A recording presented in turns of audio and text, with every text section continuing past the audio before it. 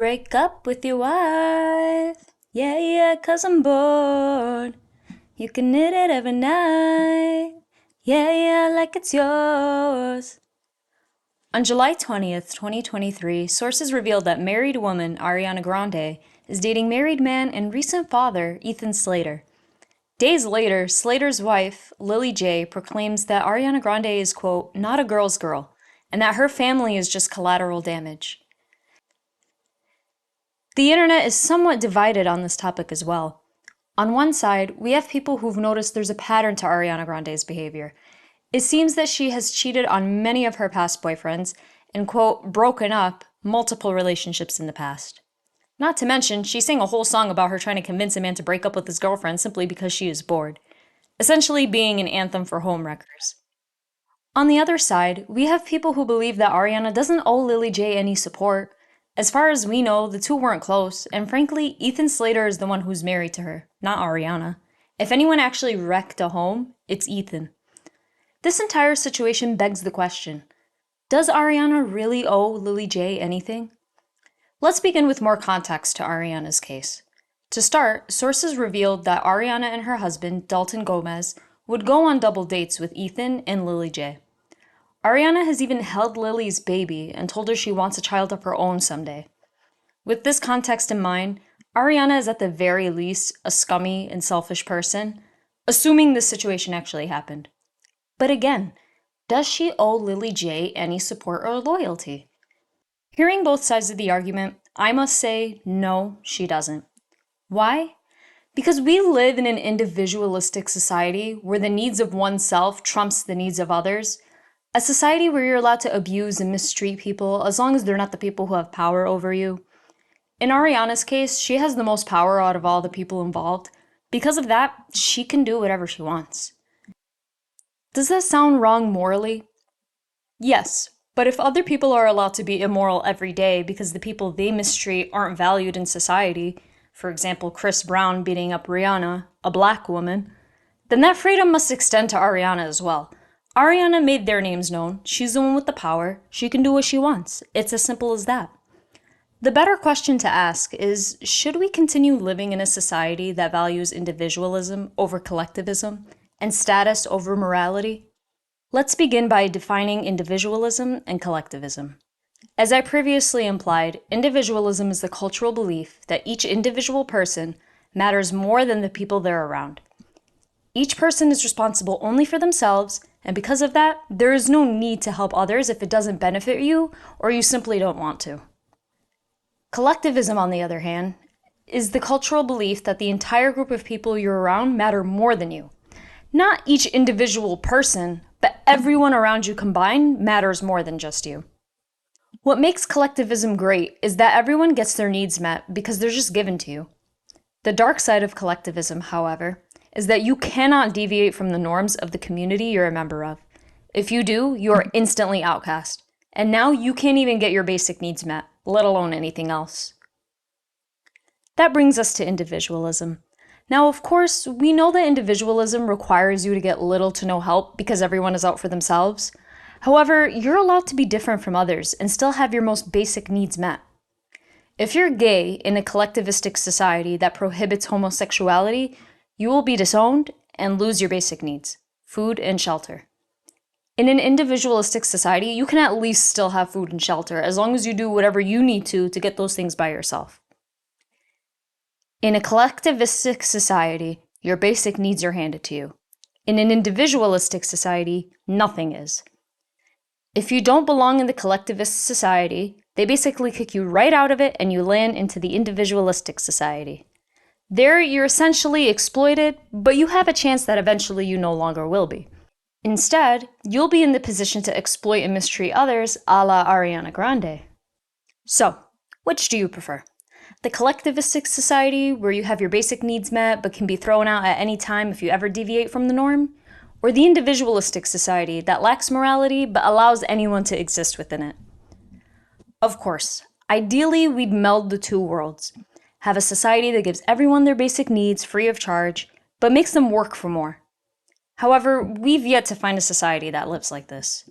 So, assuming you're not a traditional person, you will likely choose to live in an individualistic society. That begs the question, are human beings meant to live in such a self-centered way? You've probably heard the saying that humans are social creatures. Indeed, most of us feel some amount of empathy towards others, if not more. The symptoms of depression tend to be lifted once the sufferer engages in healthy social interactions, and even babies experience poor health outcomes if they do not receive enough face-to-face interaction during infancy. As individualistic as our society may be, there is no doubt that people need each other. No one can truly do anything on their own. So no, we are not meant to be this self-centered. However, we are left with yet another question. Do powerful people need powerless people?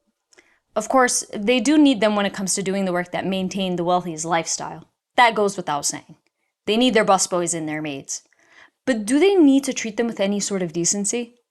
We see time and time again that no matter how often we talk about how terrible slavery was in the United States, we still hear about cases of slavery occurring in the present day, whether it be sexual or laborious. Children are slaves. Women are slaves, yet we don't prioritize ending that at all. Of course, we don't want them to be slaves, but we simply don't care enough to stop them from being forced into slavery. So no, powerful people don't need powerless people. So long as we place people into a hierarchy, like an American caste system, powerful people can do whatever they want to those who have less power than them. So what now? Do we just accept our place in the world? Do we work in the hopes of moving up in social and financial statuses, even though the odds of doing so are actually much slimmer than we think? 3% for any American, and that's not including any specific demographic of people. This is what I think. I think people like Ariana Grande, who are in a position to act any way they want, have every right to do so. That's what the money and fame are really there for, the freedom. However, for everyone else who either have morals or simply don't have the means to behave the same way, I think people should band collectively to better distribute the power, or redistribute the power. And yes, power, because wealth is power. The same way enough women banded together all those years ago to give us the rights we have now, different demographics of people should band together to reach common goals. So if women want a world where men don't cheat on them, then we have to end relationships with men who cheat and culturally shame them and lower their status the way we do with women. Yes, that's actually the real solution, because men aren't passive actors in those situations. It's funny. Men are always framed as the assertive, active one until he cheats on a woman. Then all of a sudden some other woman took him away, like now he's the damsel in distress who can't defend himself. All of a sudden a woman is the strong one in that dynamic. I just had to point out that irony, but anyways. Yes, I agree that women should support women. However, I think we need a different approach. The way that men devalue a woman for being with other men, women need to devalue men who cheat on their significant others with other women. That's the real way for women to support women. So really, in the case of Ariana Grande, she should kind of be an afterthought in our conversation. And the focus should be on how terrible Ethan Slater is for cheating on his wife, who stood by him for 10 years and just carried and birthed his child. We should shame him as the despicable man he is for doing that. Now, of course, in order to successfully do that, we'd need to change our beliefs about men and women. Specifically, we'd collectively need to stop believing the narrative that men can't help lusting over other women and cheating on their partners. We need to care about the truth, which is that most men don't care about women. Only then could we start to have some change. Have more of the men who don't care about women die out, and start having a larger ratio of men who actually care. Now, this wouldn't happen overnight, but if we stuck with it, I do think it could happen eventually. So yes, is it sketchy that Ariana did what she did? Yes. Should we focus on that? No. There's no point. Even if women didn't go after taking men, why would you want to be with a man who wants to cheat on you but just can't? Unpack that. Is it because you believe they all do? Again, just don't allow it. If we create a culture where men can't do that, then they won't be able to do that. The same way women have been controlled for thousands of years, and we manage to still live and experience joy in our lives, men can, quote, be controlled so they don't continue to wreak havoc in women and children's lives. That's actually for the greater good.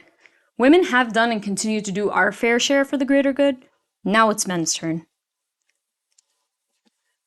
What do you guys think? I would love to hear your thoughts and opinions in the comments section down below. If you like what I had to say about this topic, please give this video a like and subscribe for more videos like this. I'm Epicharismatic, and I hope to see you in the next video. Peace.